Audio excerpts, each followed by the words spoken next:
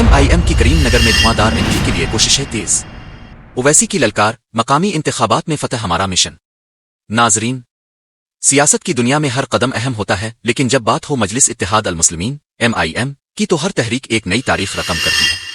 آج ہم آپ کو لے چلتے ہیں کریم نگر کے سیاسی منظرنامے کی طرف، جہاں اویسی صاحب نے کارکنان کو جیت کا مشن دے دیا ہے۔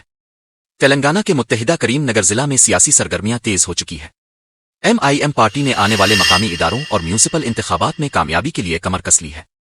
پارٹی کے سربراہ اور رکن پارلیمان جناب اسد الدین اویسی نے پارٹی لیڈران اور کارکنان کو ہدایت دی ہے کہ وہ ضلع بھر میں بھرپور مہم چلا کر زیادہ سے زیادہ نشستوں پر کامیابی حاصل کریں۔ یہ بات MIM کے کریم نگر ضلع انچارج سید غلام احمد حسین نے دارالسلام حیدرآباد میں اسد الدین اویسی سے ملاقات کے بعد میڈیا کو بتائی۔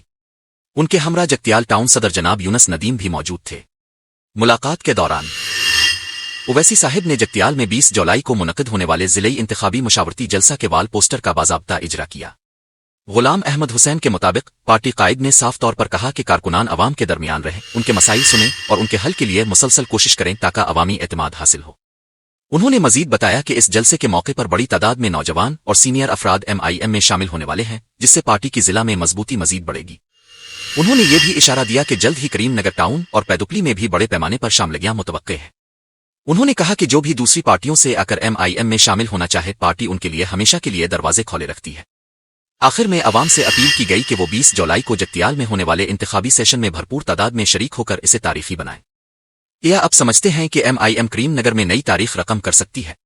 اپنی رائے کمنٹ میں ضرور بتائیں۔ اس ویڈیو کو اپنے دوستوں سے شیئر کریں تاکہ وہ بھی آنے والی سیاسی تبدیلیوں سے باخبر رہیں۔